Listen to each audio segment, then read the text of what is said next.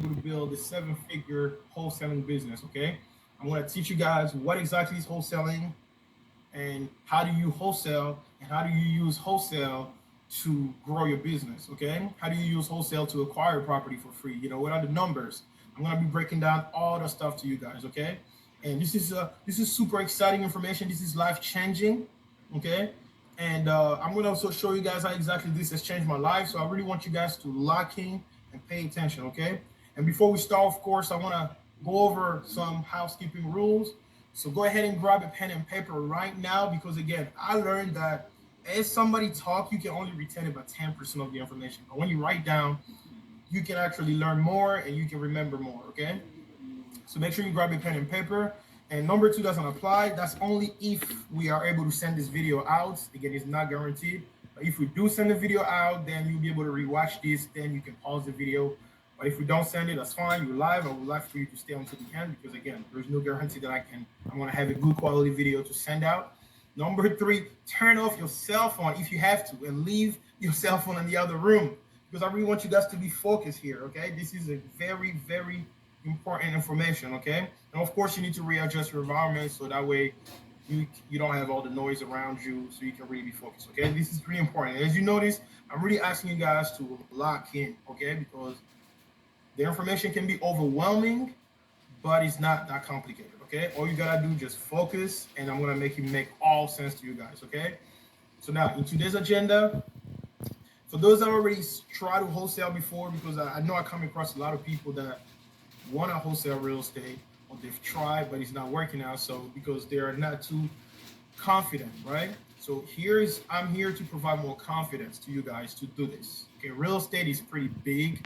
It's a lot of avenues in real estate, but I'm going to simplify to you guys how you can get started and how you can be successful and make a lot of money. Okay, and of course I'm going to provide clarity where there was some confusion, because I get a lot of questions again. How do you make money without using your credit? How do you make money without using your money? All that confusion, I'm going to provide clarity. It's going to make a lot of sense. And of course, I'm going to show you the step-by-step that you can essentially copy and paste, right? The steps that you can actually implement, okay? So I'm going to make it make sense to you guys, and I'm going to show you guys step-by-step how you can replicate exactly how I was able to make, the success that I was able to accomplish. So basically, I'm going to show you here how to make money, okay? I'm here to make you money, and a lot of it. We're not talking little money here, okay? And the only thing I'm asking you guys, I'm only asking you one thing, is implementation, okay? Because again, you need to apply this knowledge, because if you learn all this stuff and you just put it in the drawer somewhere and close, then it's a waste of your time and it's a waste of my time, because applied knowledge is much, much more powerful, okay? So now, if you are going to implement all the information that you're going to be learning here, I want to see some yeses in the chat, okay? I want to make sure that I'm talking to people that are action takers. They're going to learn and you're going to go out there and do something about it, okay? I want to see some yeses in the chat if you are going to implement the information. And if you have questions, guys, put it in the Q&A. I'm going to come back and answer all the questions at the end, okay? All right, awesome. I see a lot of yeses, so I know I'm talking to a lot of action takers here. That's awesome. That's awesome. Austin say yes. Tony say yes. Cecilia say yes. Rhonda say yes. That's awesome. Adrian say yes. Prince say yes. Kofi say yes. Angel said yes. So Jared say yes. So awesome. I see a lot of people that say yes. So that's all I'm asking you guys. I just want to make sure that you guys learn and actually do something about it. Okay? Invest in yourself, bet on yourself, and go out there and make it happen for yourself. Okay? So now, as I'm also just waiting for more people to hop on here, because we're about to get to the nitty-gritty of everything, I want to tell you guys how today came to be, okay? Why am I doing this, okay? Why am I doing this and how this came about? So I've documented my process, right? From going from this guy that you guys see here, okay? This guy right here, just working a regular job, nothing wrong with it. So I documented the process of being that guy to essentially last year being on Forbes magazine, essentially talking about a seven-figure business, how we able to make that much money during a pandemic where everybody's, losing their jobs and scared and everything, but we figure out a way to make money during a pandemic, and we're talking seven figures. So I documented the process, and I've actually documented the process beyond just last year. I documented the process for the last 4 years of me being in real estate. And also, I get a lot of DMs. I'm sure some of you guys have DM'd me. I try my best to get back to people. But again, if I've never gotten back to you, it's because I get on average 50 plus DMs every single day. And most people want to know how they can get into real estate, how they can learn what I do, how they can just get started. Maybe they're trying, they need more guidance. Okay. So I figured, well, I will put together, what would be the impact that I can actually create if I were to put together a step-by-step system that anyone can follow, okay, over the last 4 years, everything I've done. If I put it all together in a step-by-step system that anybody can follow no matter where they live, okay? So now if you're in Canada, you're in the US, you're in Europe, you're in Africa, you're wherever, you can do this. Now, you don't have to do it where you live. You can literally do it. I have students that are in California that flip real estate in Georgia. You can do this virtually. You don't have to do real estate where you live. So if you're in Canada or Europe or Africa or wherever you guys are watching me from, you can flip the US market without living in the US, or you can flip real estate in another state without living in that state. Okay. So again, the system that I'm going to show you guys is regardless of where you live. And also, it doesn't matter how much money you make right now. It doesn't matter. Okay. This is a low barrier of entry in the real estate business. In the real estate business, you can do this without being rich right now. You don't need a whole lot of money right now. Okay. And of course, you don't need to know everything. You don't need all the experience. So here's an example of one of my students actually texting me how this person actually just came on the free training. Okay.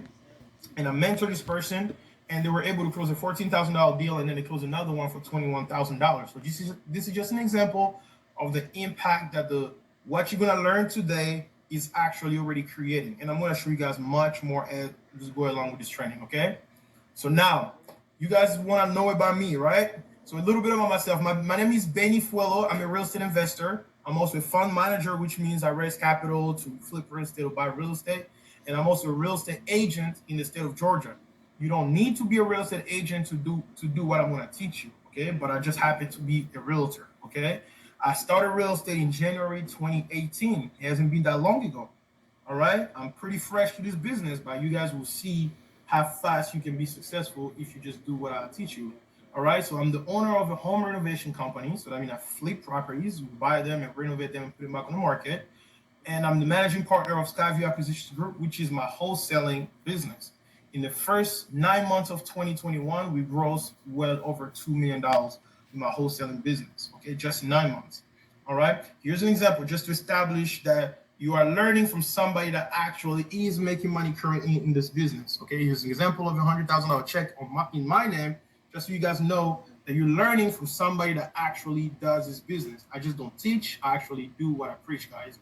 All right, guys, so now one last check. I want to make sure that I'm speaking to the right people because I want to help these people here. So now, if you are one of these people or all four, I want to see some yeses. Are you struggling right now to make money during the pandemic or post-pandemic? I should actually change it to post-pandemic, okay? Or are you looking for another stream of income? Or are you simply trying to find something that you can do from home that requires little time to make more money? Or are you looking to start and grow a business like I did? So if you are one of these people or only one or all four of them, I want to see some yeses so I can make sure that I'm actually helping the right people, okay? I want to see some yeses in the chat. All right, awesome. I'm seeing a lot of yeses. I'm seeing a lot of yeses. That's awesome.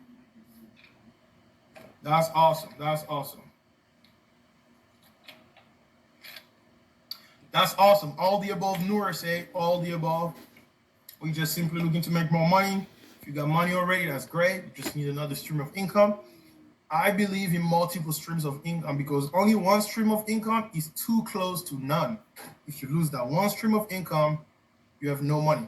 Okay, so I completely understand that some of you guys may just be looking for another stream of income and you want to keep your job or keep the business you're already doing. This is just an extra thing you're looking to do. So that's awesome. I'm here to help you. I'm here to help you.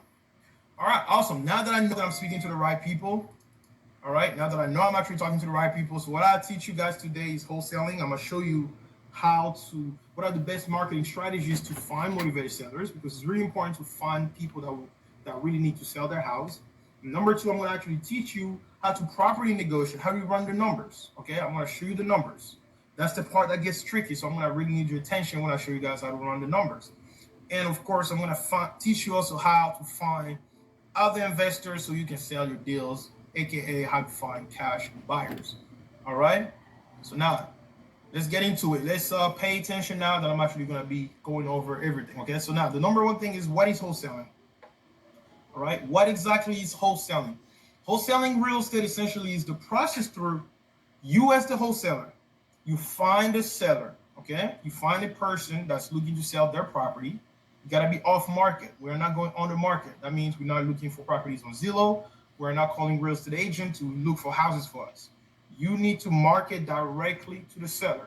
So now what you do now is you put the property on the contract with the seller, and then you turn around and you market that property to a cash buyer for a slightly higher price, and you will make the difference. Okay. Again, wholesaling is a process through which you, the wholesaler, you acquire a contract with the seller through marketing strategies that I'm going to show you here. Okay. Let me actually, there is a guy here that I need to block. I'm sorry, guys. All right. There is a guy here that we need to block. All right. So now the wholesaling essentially is the process through which you get the contract with the seller, and you turn around, you find a cash buyer through which you're going to market the property with a markup price, and you make the difference. Okay. So I know this definition may not make fully sense to everybody. So what I'll do, I will go on to actually show you guys and break it down to you guys and make it more sense. Okay. So now let's say you're the wholesaler here. All right. All you got to do, you're just going to have to find the seller. All right. So let's say you have a seller here that's looking to sell the house. All right. I'm going to show you guys how exactly you find the sellers here shortly. Okay. So let's say after negotiation, you agree to buy this property for $100,000. All right. Let's say you agree to buy this property for $100,000. All right. Now, you don't have to have $100,000 to buy the property. This is just you agreeing to buy the property for $100,000. All right. Let me actually delete something here. All right. All right. So now, after negotiation, you agree to buy this house for $100,000. So now, what you need to do after you agree to that price, you give them a contract called purchase and sale agreement. All right. And you're going to sign this contract as the buyer, and then they're going to sign this contract, of course, as the seller. And then this contract is called, let's call it the A to B contract. All right, guys, you as the wholesaler, you find a seller that want to sell the property for any reason. It could be they're going through a divorce, or they're going through foreclosure, or they just need to sell the house to get some money to get into buy another property or invest in their business. It can be any reason. And you're here to just provide a solution by offering them to purchase the house cash, $100,000. And if they agree to the price, you give them a contract called purchase and sale agreement. And you're going to sign as the buyer, and of course, to sign as the seller. And this contract is called the A to B contract. Okay? Now that you have the contract in hand, it's just a piece of paper at that point. You don't have to spend $100,000. All you have to do at that point is turn around, find a cash buyer. All right? So this person has cash, to whom you're going to actually offer the same property, or they may actually come to you depending on the strategies I'm going to show you how to find them, right? So you have a cash buyer that said, hey, I'm interested in the same property, and I'll offer you $120,000 for the same exact property. All right. So now you have a cash buyer that's offering, or to whom you're selling the property for $120K. What's going to happen here is that you're going to sign another contract, which can be an assignment contract or another purchase and sale agreement. You now will have to sign as the seller. Okay, here's the difference. On the second contract, you become the seller. You sign as the seller, and of course, the end buyer or the cash buyer signs as the buyer. And we call this the B to C agreement. And as you can notice on the front side, there was A to B. A is the seller, and B is you, the wholesaler. On the back side, right, the contract with the cash buyer, you have B to C. B always stay, you always B, and then C becomes a cash buyer. So now you have two contracts. You have A to B and B to C. Okay, are you guys following? So what you do now is you take both of these contracts, okay, A to B and the B to C, all right, you send both of them to the closing attorney or title company. Okay, let's call it closing or title company. So depending on where you live, in Georgia here we do closing attorneys. I know in Texas it's title companies, in Utah it's title companies. So all you gotta do is just simple Google search. I know the question is, oh, how do we find these closing attorneys or title company? You can just go on Google. You can just search closing attorney. Call any closing attorney near you. Just ask them, hey, do you work with wholesalers? Do you do double closing? Do you do assignments? Simple questions like this. 9 times out of 10, they can work with you. Okay. Same thing for title companies. If you live in states like Texas, Utah, you can call looking for title companies near you. You just call them, ask them if they work with wholesalers, okay? So now that you have the A2B and the B2C sent both of these contracts, you send them to the closing attorney. So what's going to happen is the closing attorney is going to require the cash buyer to wire, or the title company, of course, is going to require the cash buyer to wire 120K plus closing costs, right? But let's just keep it simple. Let's just say 120K right now. Okay? It's going to require the cash buyer to wire 120K into escrow accounts, all right? Because you're not going to use your money. They're going to see two contracts with a cash buyer. And if this is a closing attorney, this is a wholesaler friendly closing attorney or title company, they know exactly what to do. So what's going to happen now is the closing attorney is going to use the cash buyer's money to close the front transaction, the A to B, for 100K. All right. And then, of course, they're going to also close the back side, the B2C, for 120K. And as you guys can see, simple math, there is a $20,000 difference that you're going to get to pocket. All right. Now you also have a bag of money. All right, guys, I'm going to recap this really quick. All right. You as the wholesaler, you find a seller looking to sell the property. You negotiate the price. It's $100,000. That's the price that the seller agrees to sell. You put them on the contract. You give them what's called a purchase and sale agreement. And you call it A to B because it's only the front side. You are not going to spend $100,000. Okay? All you got to do at that point that you have a contract, you need to market to buyers. You need to look for a cash buyer to whom you're going to market the property for a higher price, for 120. As long as it's still a deal for them, of course. They're not going to overpay for a property. So that's why it's really important for you to find these deals at the right price, which I'm going to show you shortly here. So now you turn around, you sell the property, you present the property to a cash buyer, for $120,000, okay? Now you have two contracts, right? You give them another contract called the B2C. You take both contracts, you send both of them to the closing attorney or the title company, depending on what state you live in, and the closing attorney is going to require the cash buyer to send the money into escrow accounts, and the closing attorney is going to use those funds to close the front side and close the back side, right? Close the A to B and close the B to C, and the closing attorney will pay you the difference as the middleman. All right, guys? I hope it makes sense. So if it makes sense to you guys, let me know in the comments, in the chat, if this is clear, all right, before I move forward. And if you have questions, of course, I will answer them at the end. So let's keep going. Again, if this is clear to you guys, let me know in the chat. I want to make sure that it's making sense before I keep going, okay? All right, awesome. Awesome. Very simple, guys. So now we can actually go down into how do you find the sellers, what's up with the contract, what's up with the numbers, how do you find the buyers. I'm going to break down step by step to you guys. And all you got to do at that point, just copy and paste. Go out there and kill it, okay?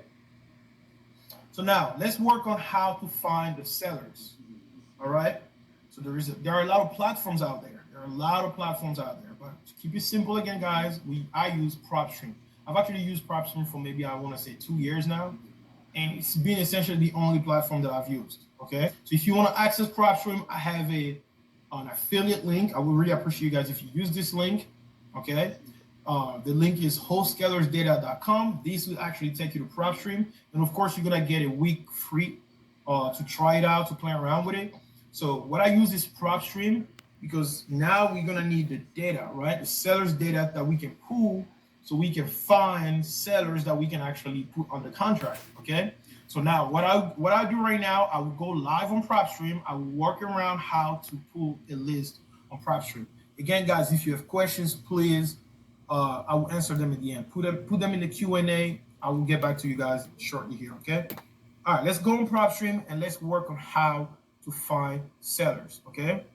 All right, here's PropStream. Let me actually log out and log back in so that way it can be more clear to you guys. So when you sign up for a PropStream account, this is essentially what you get, right? You get this, and then you're gonna have to essentially log in. And when you log in, all right, so this is what you see when you log into PropStream, okay? PropStream offers a lot of services, but essentially it's a data aggregator that get data from counties and all the stuff. So it's an easy place to just come in and pull all the data, right? So what you need to do now is when you're on PropStream, all right, you need to come to search. You see the search right here on top. So let's use Stone Mountain, right? I live in Atlanta, but I flip a lot of houses. I do a lot of deals in the suburbs. So Stone Mountain being one of my favorite ones. I do a lot of deals there, so I use Stone Mountain as a big example all the time. All right. So now, if you live in Baltimore, you can use a zip code, you can use a city name, you can use a county name. It doesn't really matter, right? You can search by zip code. My favorite ways to search areas, I like to do zip code and city names. These are my favorite ways that I actually search, right? So let's say you know one of the zip code in your city that's really hot. I would say to come on PropStream, look it up. You're gonna have all the properties, and we're gonna filter them down, pull that list, and market to that list. Okay. So now, if you're in Georgia or you're in the ATL area, I would say Stone Mountain is definitely a great area to do some business. Okay. So now, let's say we're in Stone Mountain, and as you can see, we have 3,989 properties, almost 40,000 properties in Stone Mountain, just there. Okay. So what you need to do now is you need to come to filter. Okay, right here. So now, before I actually go to what exactly I do, let me show you guys a few quick list choices you can have, right? So if you're looking for vacant properties in Stone Mountain, all you gotta do is just come here and click vacant. And the reason why you want to market to vacant list is if I'm a seller and I have a vacant property, I may actually be interested in selling it. Why? Because the property is vacant, it's not making me money. I absolutely will need to sell it. All right. So what you can do now is you can pull vacant properties in Stone Mountain. All you need to do, just come to MLS status, make sure that it's off market. Always click no here. So that way you're not pulling this on the market. And that's it. You can do vacant and not on the market. You have 620 properties that are vacant, okay, in Stone Mountain. Another thing you can do is you can do liens, right? If you're looking for liens that are not on the market, you have 3,476 properties. So I mean, these are people that just owe some kind of money on the property, right? It can be tax liens, it can be some kind of other government liens that they own the property. So if you reach out to them, they may want to sell the property to get rid of that lien, right? Another thing is if you're looking for pre-foreclosures, right? So you have 37 pre-foreclosures in Stone Mountain. You can reach out to them. And the reason why you may want to reach out to pre-foreclosure is that they are literally about to lose their house. If you can come across them, have a conversation with them, make them an offer, and you can close before their house go to auction, you save their credit and they walk away with some money. That's a win-win situation. All right. Another, you can do tax delinquencies, which are actual tax liens. These are people that actually owe taxes, right? You can do vacant land. You can do senior owners. These are, senior folks that may just own a lot of properties, or they're ready to go to Florida to retire, or whatever the case may be. So if you reach out to them, they may very much want to sell you the house because they've owned the house maybe for 20 years. Their kids have grown. Now they're just empty nesters. They're ready to go, right? So these are just some quick list choices, and I'm showing you guys the reasoning behind the reason behind each list. But here's one of my favorite lists, right? That kind of like contain all those other criteria. All right, so if I reset here really quick, I like to do it manually, right? So what I do, I come here on the far left where you see all this criteria, this list right here. The number one thing here is whether the property is owner occupied or not. So now, if you're looking for properties that are not occupied by the owners, or you can call them absentee owners, which means the owner owns multiple properties and the property that you're going to market to, they don't live in. They live in another property. You can click no, right? So that means you only going to target people that own multiple properties. And the reason being is they may want to sell one of the properties. But now, the reality now is that in wholesaling, you can wholesale a property that's occupied by the owner or non-occupied. So to get you guys straight to the money, I would say to leave it to any. but it's completely okay if you want to focus on only properties that are not occupied by the owner. I completely understand it. Okay. So now you leave this to any.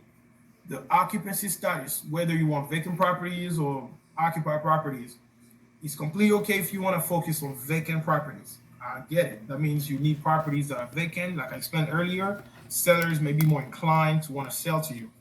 But again, the reality of the market right now is that it doesn't matter. You can wholesale a property that's vacant or even occupied by a tenant or the seller. So that's another thing that I'll say leave it to any. All right. So the next thing will be property characteristics.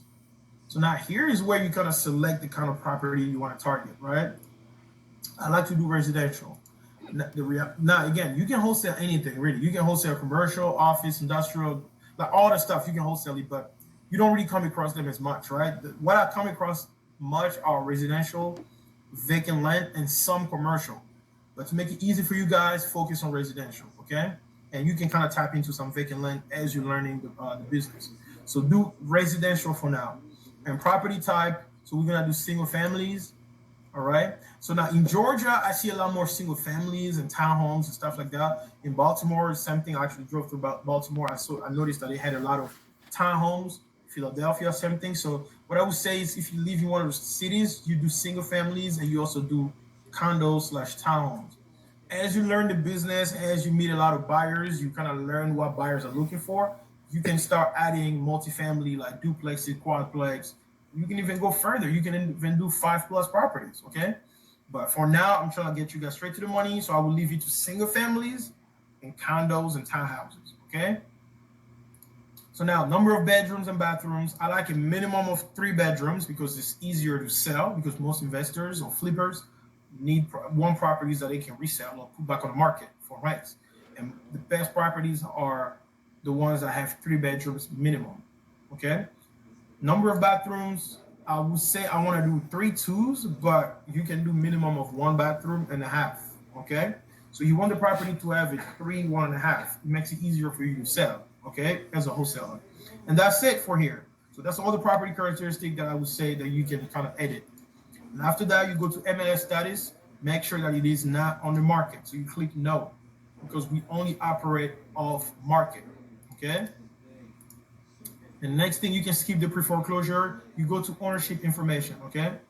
So now you want to come here, owner type, you do individual. And the reason why you want to do individual is that it's easier to market to people versus marketing to other companies. When I buy my houses and I want to flip them, I want to hold them, I put them under an LLC or a corporation or a trust. So if you put corporate here and you want to reach out to people like me or other investors, I'm not selling you my property. Why? Because I bought it, put it on the company to keep it or to make a profit off of it. You as the wholesaler, you want to really go to the other individuals, right? That are just holding their properties, and you give them a good deal, they may work with you. All right. So keep it to individual to keep it simple for yourself. And again, as you grow your business, you can figure out ways to search corporations and find who owns these corporations. But this may be just too complicated for most people. So just keep it to individual, okay? And ownership, years of ownership, my magic number is always 7. You can go up to 10 years. That's even better. But 7 is really because I read some statistics that said people after 7 years of staying in one house start thinking about selling. And I'm sure for some of you guys that actually own houses, you can attest that is true. After 7 years of being in one property, you kind of want to get rid of it and change, sceneries. 7 years is my magic number, but you can even increase it to 10 years. So if I've been in one house for 10 years, or I've owned one house for 10 years, I'm at the point where I'm more than likely thinking of selling if I get a good price, right? So again, you can do 7 to 10 years here. I do 7. In some cases, I do 10. And the reason why I do 7 or 10 is because when I do 7, the number here is 15,000 plus, right? But when I do 10 years minimum ownership, the number drops. So again, if I'm looking to pull a small list, then I do more years of ownership. But if I'm looking to pull a bigger list, then I do 7 years, okay? Or even, you can play with 6 or 5. But again, my magic number is always 7 years. I think it always works. So let's leave it at 7 here. All right.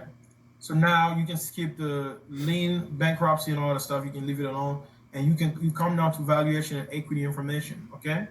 So now when you come here, you can go straight to you can go straight to estimated equity. All right. So the equity essentially is that how much of their loans or mortgages that they paid down.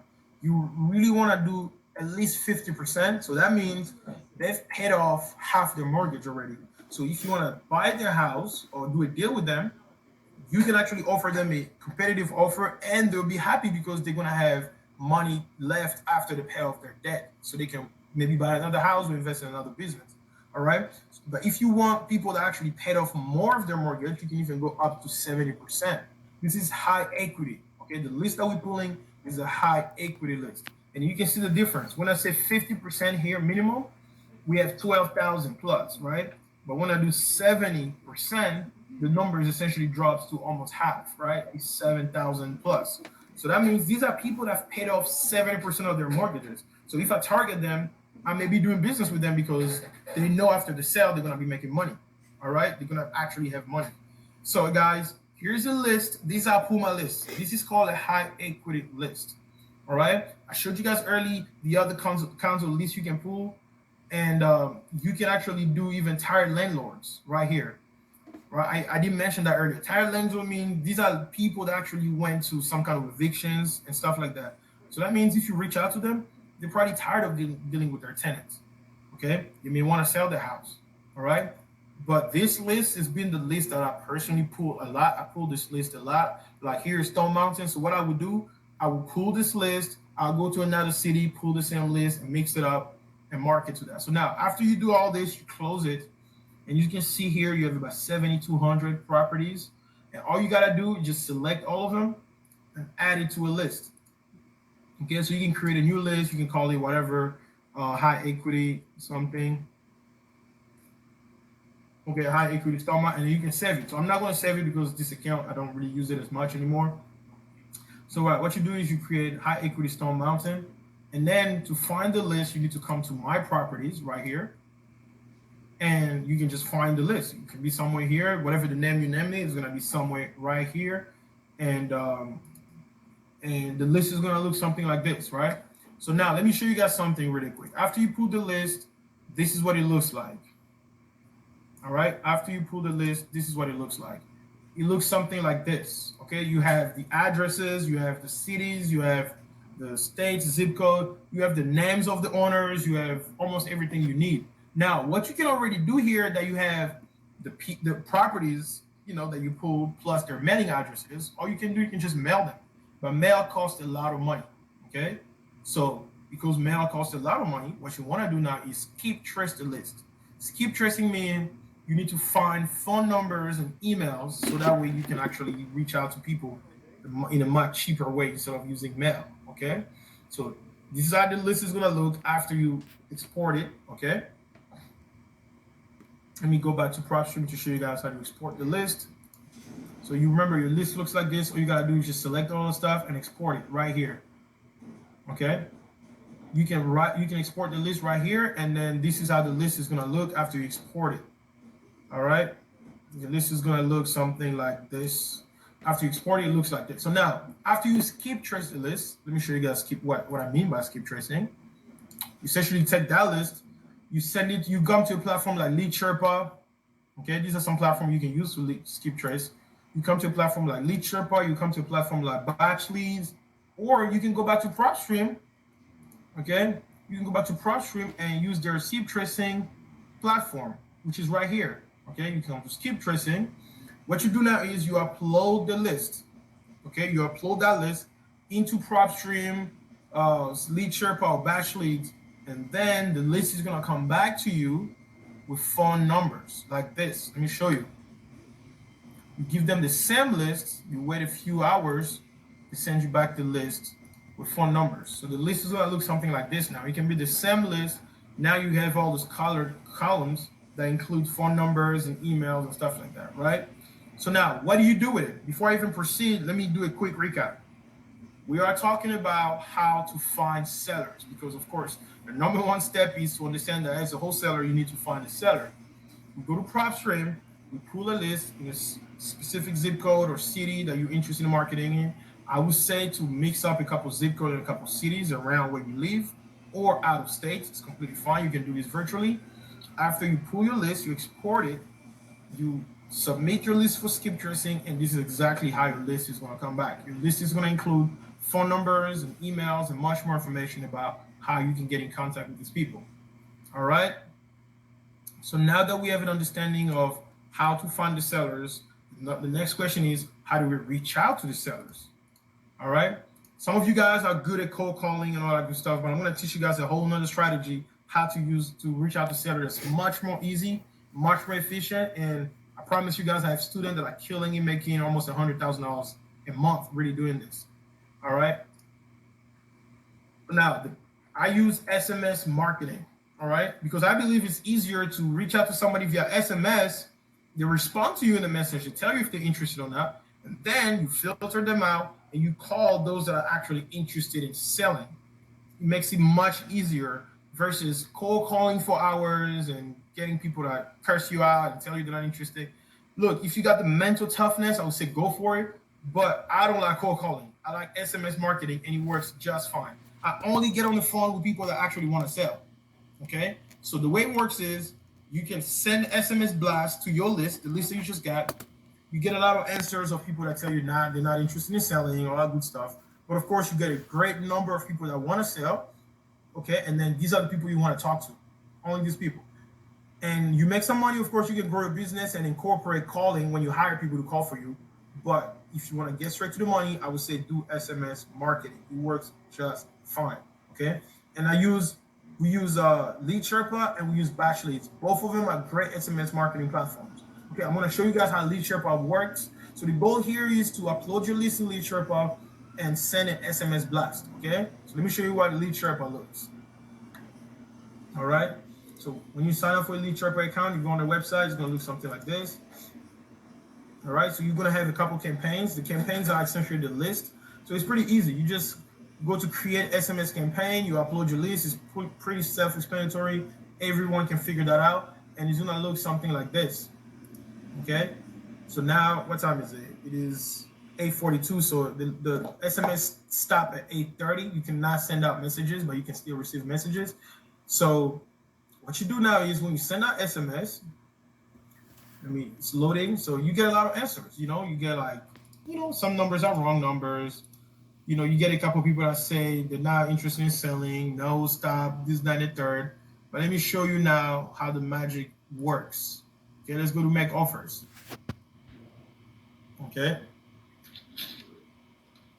Let's go to make offers. So here's an example of a message. Hello, Rex, this is Jackie with Lamore Real Estate. Are you still interested in selling your property at 39 Lambeth Drive? The seller got back with an answer, 425. Job at that point is just to look if 425 makes sense, or put them on the phone and negotiate the numbers with them, right? Which I'll show you how to negotiate the numbers. Here's another thing. You send the message, the seller gets back 320,000. Are you interested?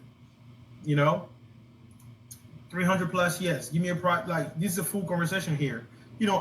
Also, could you tell me about the current condition of the property? Seller says, hey, it is in good condition. I'll take 300,000. Of course, some of the prices here are kind of ridiculous, but again, I'll show you guys how to run the numbers, and you'll see that some of these prices will work, and these can be deals for you. Okay, here's another seller that said 295. Here's another seller that said 350. This is another one that says, I will let you know next week because maybe they're going through something right now. This is another seller that said 160. Seems like a good price. Another seller that says 140. So you get all these sellers that are getting back to you. You send 1,000 messages. You get about 20 people that say they want to sell. They give you some good numbers. And all you got to do at that point is just run the numbers, put them on the phone, negotiate, and do the contract, okay? So this was Lead Sherpa. Let me show you guys Batch Leads. Very similar platforms. I like to show both so that way you guys have options to either do Lead Sherpa or Batch Leads, okay? Let me find Batch Leads here. Okay, so this is Batch Leads right here. So when you have Batch Leads, similar platform. So now Batch Leads is, again, just different interface, but it does the same thing. All right, so as you can see, you have another message here. Hello, Kian, this is 8976 Lindstrom Drive still up for grabs. Inquiring what price would entice you to make to move forward quickly. And the seller said 380, and of course you go on with the conversation. and you get them to the point where you can put them on the phone, and I can show you guys messages after message. Hello, I'm Marisa from Bell Acquisitions. Did you get our voicemail about boom, boom, boom, $100,000 as is? And then they go with the conversation, and it works like magic. Here's even a seller that sends picture of the property. This is a seller that literally in the conversation, I'm sure that they ask how does the property look, and then they answer right with pictures of the property. All right, so all of that just to say that you put the list in batch leads and lead Sherpa, right? You have batch leads here and lead Sherpa. You send an SMS blast and you get a lot of responses, right? The numbers are thrown at you. A lot of people that say they're interested in selling. Your job will be at that point to filter out the sellers that are giving you fair numbers, or maybe some numbers are pretty crazy. You need to negotiate them down. But what you do at that point, you pick up the phone because it's easier to call them because it's not cold calling. You can say, hey, my name is Benny. We're just talking on the message. Or my name is Benny. You were speaking to my assistant, Christy, about your property. They will recognize you. Well, yeah, I was just texting them about the property. It's much easier, right? So now, I'm sure some of you guys already wonder, okay, but how do you know a price is a good price? Because clearly all these sellers are throwing numbers at you, right? You pull the list, you submit it for skip tracing, you get the list back, you put it on Lead Sherpa or batch leads for SMS marketing. You're sending your SMS blast. Now you're getting some traction. Sellers are telling you, yes, I'm interested in selling. I want 100,000. I want 140. I want this. And you get all these numbers and you don't know what's a deal and what's not a deal. So what I'll show you guys now is how to essentially run your numbers so you can know if something is a deal and not a deal. But before I even get to that, let me tell you something about SMS marketing. Okay, it's really important. Okay, for those that are asking me questions, that's going to actually lead me back to going back. Don't worry about it. I'm going to actually put it all together for you guys just in a moment here. Okay, so just hang in there. I'm going to go back, do a quick recap, so it's going to make all sense. If you have questions, guys, please put them in the Q&A. I'm going to get to you at the end. Okay, I'm going to do a Q&A at the end. All right, before I get to how to run the numbers, guys, let me tell you guys about SMS marketing. Okay. The reason why a lot of people are not successful with SMS marketing is because they don't know how to structure their messages. You should not cold text people because carriers are going to flag you. All right. Here's an example. Hello, Jonathan. This is Benny with Fair Cash Offers. I'm reaching out to inquire about your property on 1-2 Main Street. Are you looking to sell? That's a cold message. Most of the time, these may go through, but as you're sending a lot of them, T-Mobile, Verizon, AT&T, and all those people, they're going to flag you. They're going to start blocking your messages. What you got to do on the flip side is you need to send messages like, hey, this is Benny from Fair Cash Offer, just following up with you on your property. That you don't have to have spoken with them before. Just act as if you've spoken with them before. And that raises the seller's curiosity because they'll really think, okay, if I've spoken with this person before, they may actually want to talk to you because you sound as if you already talked to them before. Okay? So what you need to do, guys, always send a message as if you spoke to the person before. Really important. So that way you can have a higher delivery rate of your SMS. Okay? So now let's talk about how to run the numbers. All right? Just a quick recap. You put your list you pull your list on PropStream. You got your list. Submitted the list for skip tracing. You got it back. You put it on the SMS marketing platform. You send out an SMS blast. You get all the numbers thrown at you. Now you want to know, how do you know a deal is a deal and a deal is not a deal, right? So what we do is we run comps. Comps are essentially comparing the property, the subject property, right? So that means, let's say we have a property and the seller is asking for $140,000. So what you do is you take that property, you compare the house with other houses in the area, ideally within half a mile. So that way you can compare the property in size and number of bed and bath and a few more detail. So you can determine the value of your property. So you can know whether the current value is good or the future value is good, or the ARV, which I'm going to get to just now. Okay. So let's use an example. Okay. Let me actually pick a property so we can do an example. It can make more sense to you guys. All right, so we have a property here, 6158 Rentry Bend in Latonia, Georgia. Okay, it is a 3-bedroom, 2-bathroom, 1429 square feet. And let's say the seller is asking for $140,000 for this property. Okay, the seller is asking for $140,000 for this property. How do I know to give the seller what they're asking for? Okay, excuse me, drinking some water here. How do I know to give the seller what they're asking for? So again, we're gonna run comps, and I'm gonna break down more numbers on my whiteboard just now. Okay, so what I like to do, of course, I need to copy this address. I like to run my comps on the MLS. You can also run comps on PropStream. It's a little different, but it's the same concept. So now to access the MLS, you need to either yourself, you need to be a real estate agent, or you need to be in contact with a real estate agent. All you gotta do is just connect with your real estate agent, your cousin or your friends or wherever that's a realtor. You connect with them, they'll give you access to the MLS or they'll help you run comps. But no worries, you can run comps on PropStream as well. PropStream is accessible for anybody. You don't have to be a real estate agent, okay? But the point here is just to show you guys the concept of what exactly is running comps. It's not necessarily to show you guys what platform you use to run comps. You can use all of them, really. All right, so let me sign in. And most MLS look the same, essentially. Like, it doesn't matter where you are because they all use Matrix. All right. So now, when you're in the MLS, what I do now, I have this property here. All right, I have this property here, 6150 entry band.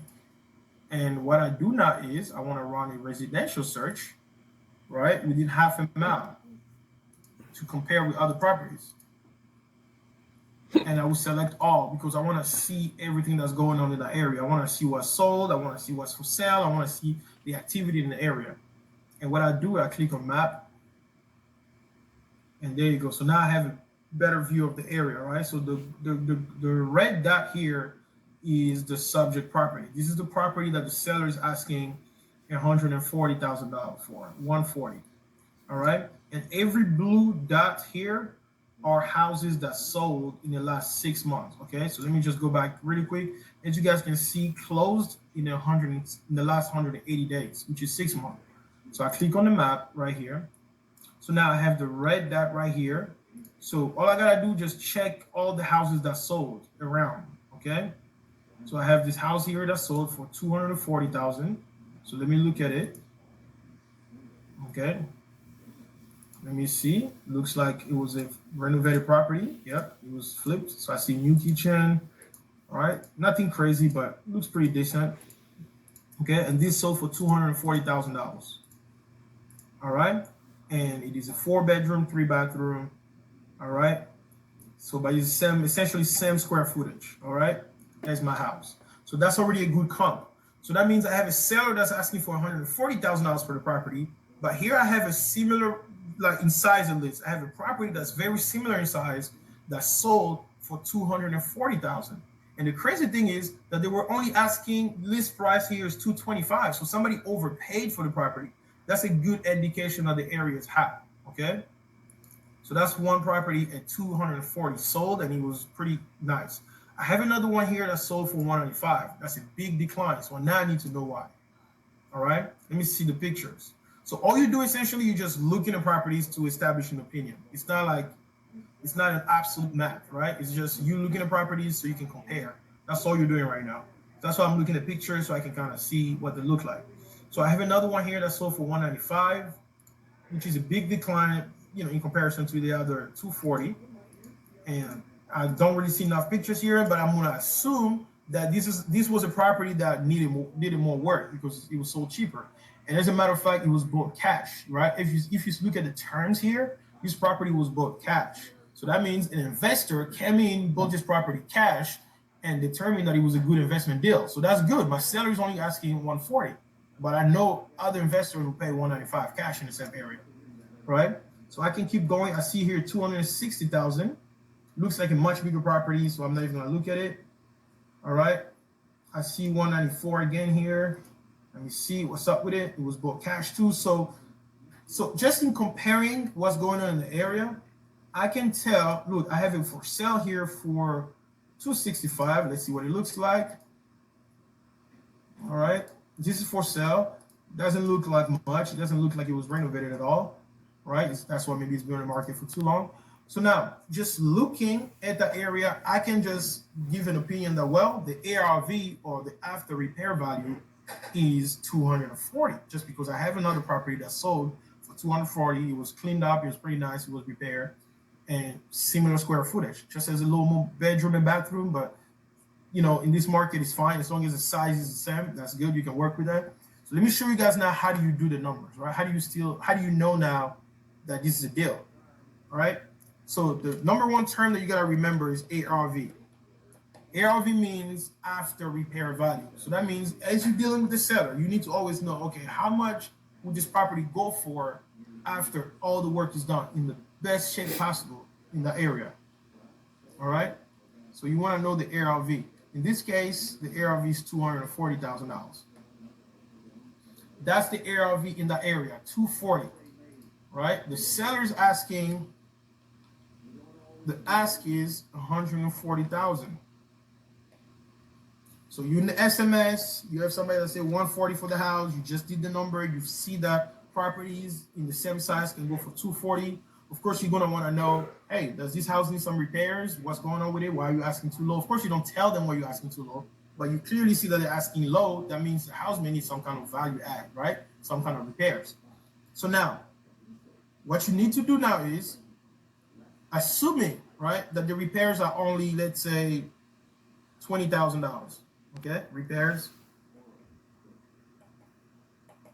$20,000.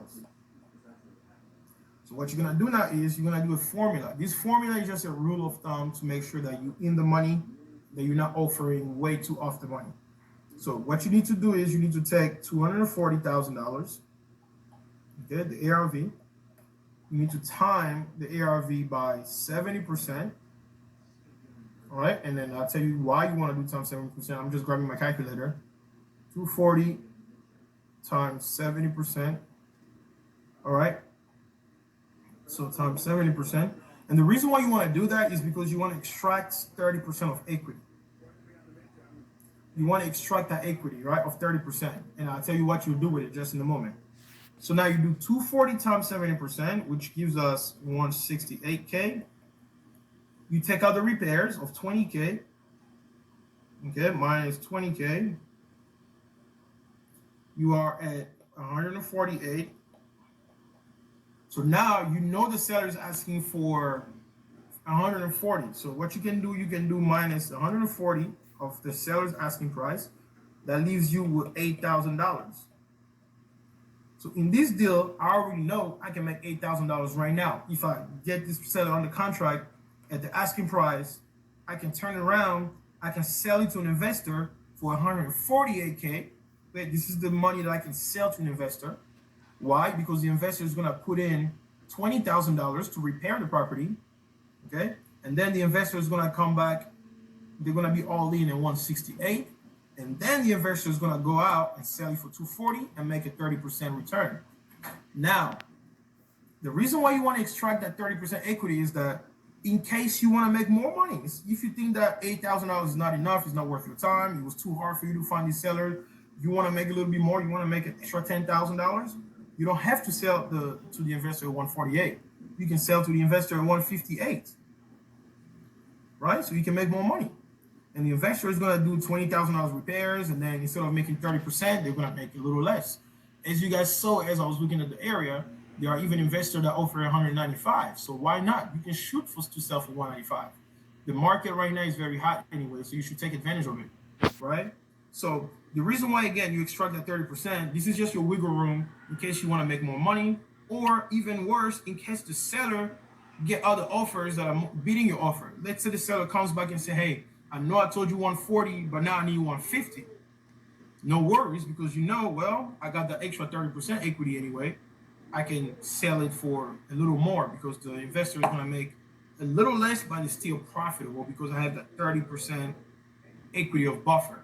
And this is the model that you use if you want to sell to a flipper. That means your buyer's looking to buy properties and turn around, repair them, and put them right back on the market to sell. Here's another model that you can use now if you're selling to a buyer that's looking to buy properties to put them on the market for rent after repairing them. So what you want to look at is how much properties are renting for. Using the example of the same seller that won 140 and the house needs 100 and needs $20,000 in repairs. So you're gonna take 140K plus 20K in repairs. So you are all in at 160K to get this house ready. But if properties are renting for $1,900 a month in the area, what I can do is I can take 140K plus 120K. So I know it's 160K to get the house ready. I can do plus 30K to be at 190K. And this will be my ask. So I can make $30,000. And here's why. Most investors want to buy a house that they what they're going to spend on is 1%. The rent is 1% of what they're spending, essentially. Okay? Again, guys, the rent is 1% of what they're spending. So an investor will spend $190,000 on this deal because they know they can get $1,900 plus in rent.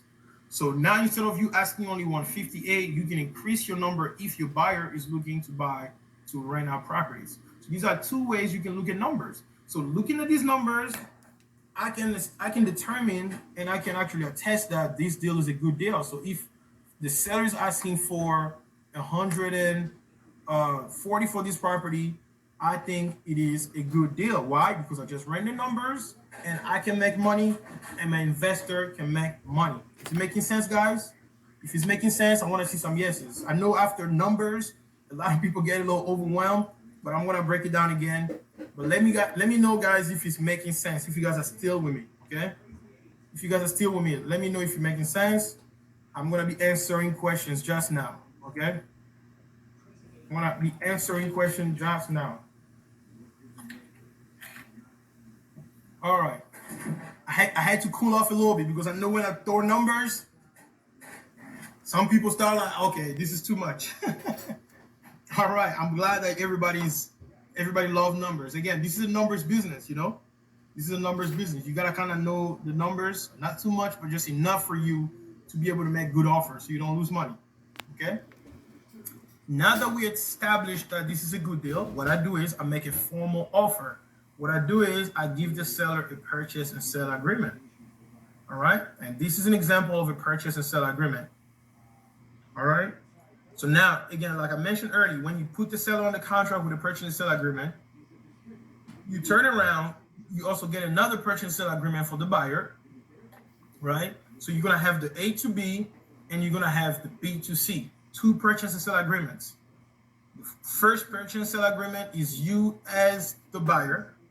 The second purchase and sale agreement is going to be you as the seller. And you take both of them, you send them to the closing attorney or title company.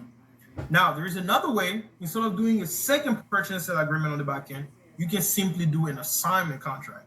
The difference between two purchase and sale agreements and assignment is on the first example, you have one purchase and sale agreement and a second purchase and sale agreement, which is called double closing, right? You close the first one and then you close the second one, and it's two separate transactions. On this one here, where you do an assignment now, this is where you only have one purchase and sale agreement, and then you assign the rights of that purchase and sale agreement to your cash buyer, okay? And you're gonna take an assignment fee for that transfer of your rights, all right? So you have two ways you can sell your deals, guys. You put the property on the contract with a purchase and sale agreement, and you find a cash buyer. You also do another purchase and sale agreement with them, or you can simply do an assignment with the cash buyer. But you always need a purchase and sale agreement with the seller. All right? So now that we know how to put the property on the contract, we know how to run the numbers. So now how do we find buyers?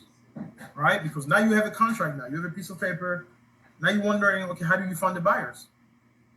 The number one way, really, that a lot of people that's super underrated is talking to real estate agents. Okay? Gotta talk to real estate agents, man. Like, if your friends or your family members are real estate agents, I would say use them. Call your real estate agents friends because they are already working. They already have buyers. They constantly are shopping around for houses. They're in the business, especially the good ones. All you're gonna have to do is call a real estate agent, tell them that, hey, I'm gonna have off-market properties. If you can bring me buyers, I will cut you a deal where you can make your 3% of the price that your buyer is going to pay, or even 6% if it's a bigger spread that you're going to make. Offer them an incentive to bring you buyers. That's all you're going to do. You just focus on getting deals, get good deals, call your real estate agent's friend, and tell them that you got off-market deals. And trust me, a lot of buyers, they love off-market deals. They don't want to bid on the market, and they will almost overpay you so that way they can snatch the deal. Okay, that's the number one way. The number two way, okay, I want to show you guys a couple ways before I go back on PropStream and show you how to pull your buyers list. Another way that people don't really think about, and this is a gem, guys, I really want you guys to pay attention, is LinkedIn. Right? So what you do, for example, on LinkedIn is you can search a company like Zillow, for example. Zillow is a real estate company, right? So what I will do is I'll just come on the side and see what are some other companies that people are searching, and I'll just find similar pages. And you have Open Door here, for example, and I know Open Door is buying a lot of houses, and boom, here's you have a buyer. And these are institutional buyers. These are buyers that have billions of dollars literally sitting in their accounts, and they're looking to almost pay anything to buy all the properties. In 2021, institutional buyers have bought 30% of the US market. Okay, so these people have billions of dollars, they're looking to buy properties. So what you do is you go on their website, you reach out to Open Door, or you find local agents. Thankfully, I'm in the Atlanta market, so they have actual local agents that work here. So I can just connect with some of them on LinkedIn and tell them, hey, who can I talk to if I have off-market properties to sell? And they'll literally tell you what the process is, and you can work with them, right? So that's one way. Another way is you can keep looking. And here's another hedge fund. I literally sold, I can't remember the number, but I sold a lot of properties to this company here called Roofstock.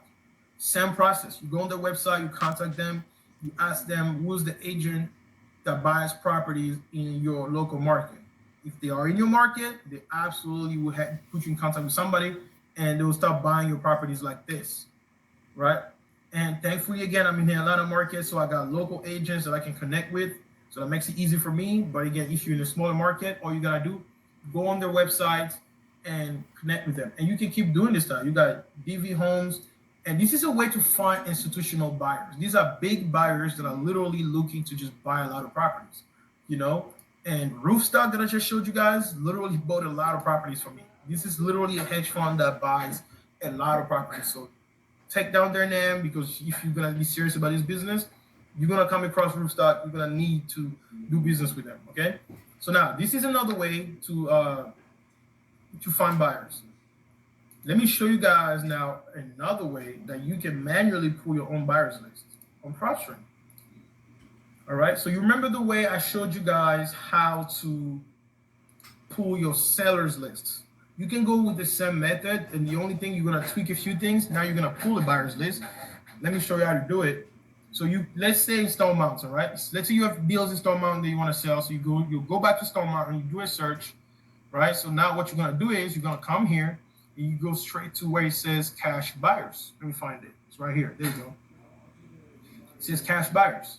So what PropStream is doing right now is PropStream is actually pulling all the properties that were purchased cash. Okay, that's all it's doing right now. So your job now will be to filter it out, right? So what you do is you go to owner's information. You want to make sure that they own it for a maximum of 1 year, right? So that way they actively bought a house only a year ago. And you want them to be either individual, but again, because we're speaking of cash buyers, you can include corporations, because most cash buyers are companies, right? But you want to do a mixture of individuals and companies. All right. And of course, always make sure that their houses are not on the market, right? Off market, or it really doesn't matter much at this point, but it's always good to do that. And there you go. So you have 1,048 houses that were purchased cash within the last year. These people bought houses cash within a year, right? They are more than likely looking to buy more houses cash. All you gotta do at this point is select this list, add this list, call it cash buyer or cash transactions in Stone Mountain, whatever. You download that list the same way we did early for the seller. You skip traces so you can have a bunch of phone numbers. And when you have a property, you can send them an SMS blast with those properties that you have. And trust me, they're gonna start responding and telling you what they're interested in. You can send them an SMS blast. You can call them to inquire what they're looking for, and you can also send them emails so you can know what they're looking to sell. Okay, so you're gonna have to get ahead, right? So if you start this business, don't wait until you have a deal. You can pull a buyers list and start calling buyers and telling them, hey, you're new in the business. You just want to connect with some buyers. You're looking to know what they're looking for. So that when you come across a deal, you know exactly what to send them. right? So that's one way to find cash buyers. Another way to find cash buyer, guys, is to get involved, right, in your community. Like my first deal, the way I found my cash buyer was I went to the local real estate association. I literally went there, I shook some hands, I told them that I was new, and people were welcoming, and they told me, they asked me what I had. Thankfully, I had a deal, and that's how I found my buyer. So don't stay at home, and don't. You're gonna have to be involved in the community.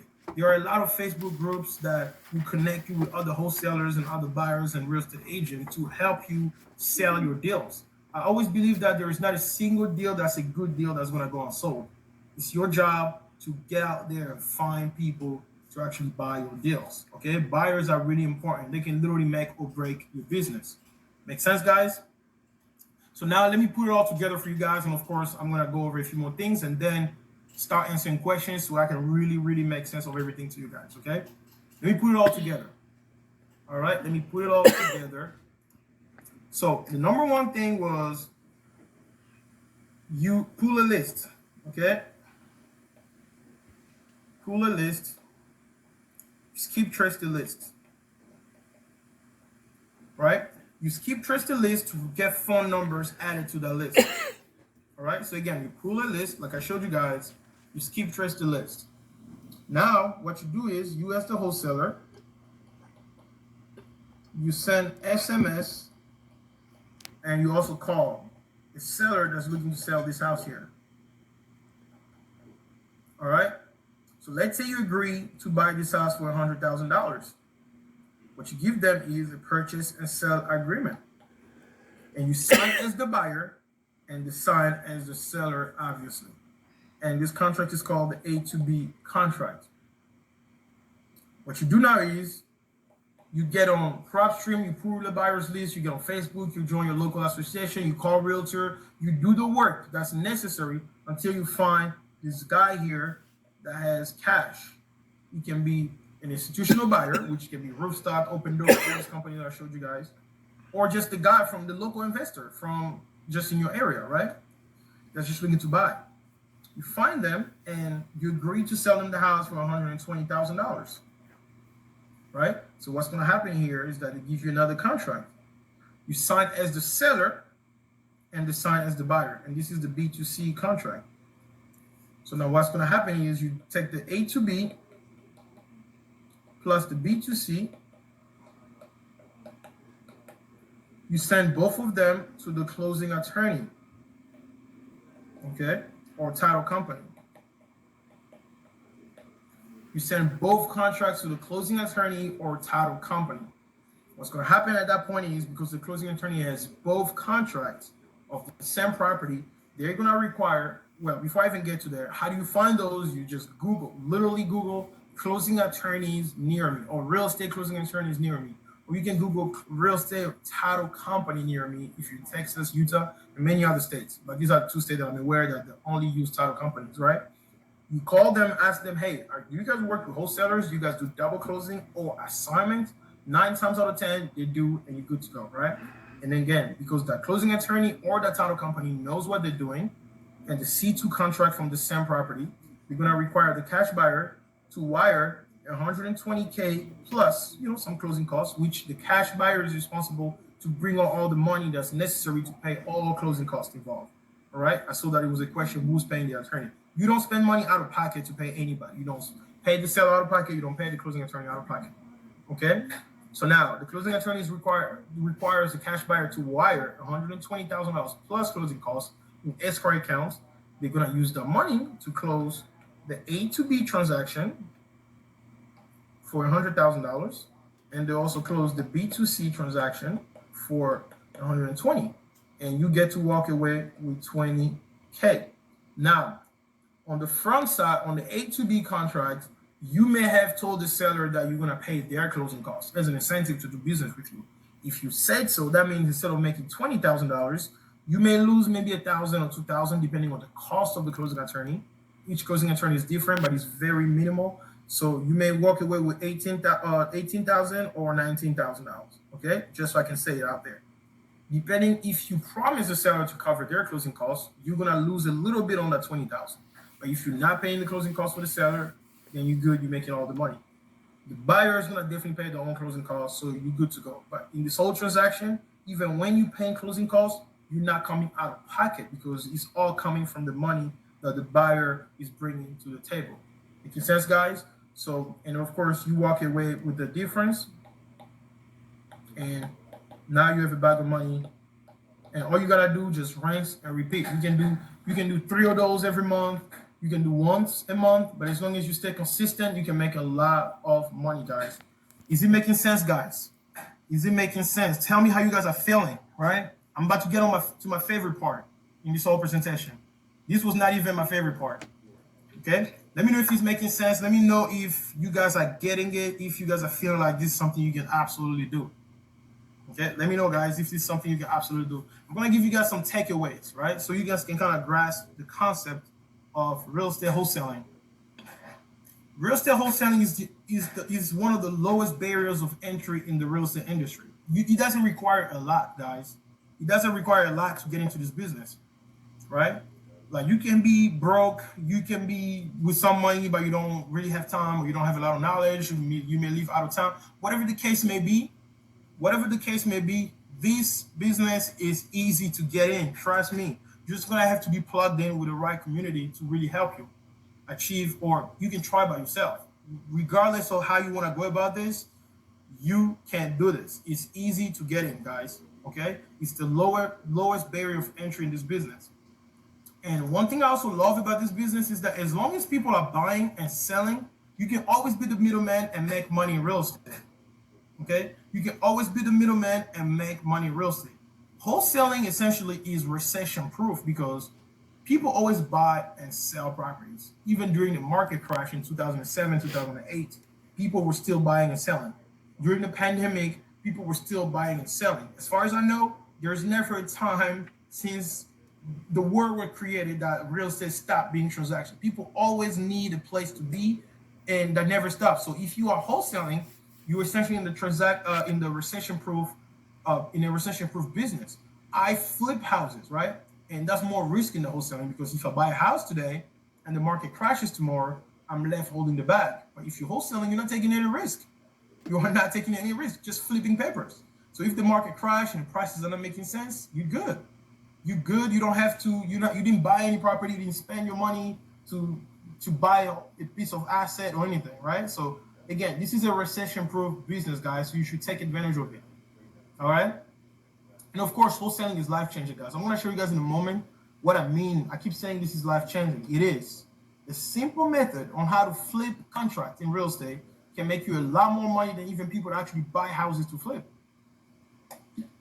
Okay, guys, you can make a lot of money, even more than people that actually buy houses to flip them. Okay, and the reality is, like, you don't need to know everything. You don't need to do it all. You don't need to know it all, guys. You can just use a fraction of what I showed you today and take action and start. You just need to start. Don't wait until you know everything before you can start, right? Because if you just start taking steps, you're actually walking towards achieving your financial freedom. You just need to start taking steps, guys.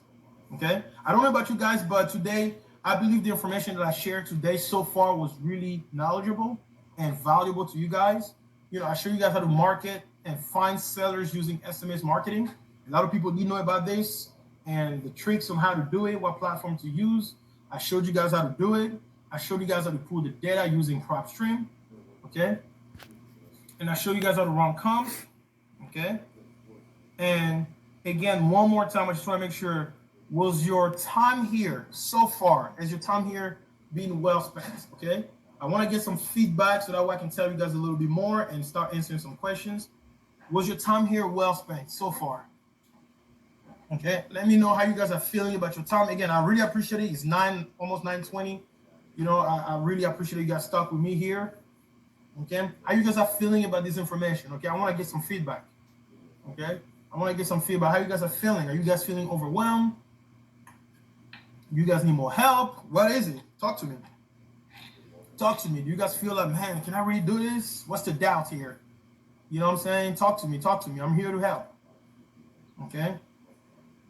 I'm here to help. So if you guys already have some questions so far, drop them in the Q&A. I'm about to get to them. All right. So I've been telling you guys that this is life changing. Right. Let me tell you guys about me for a second.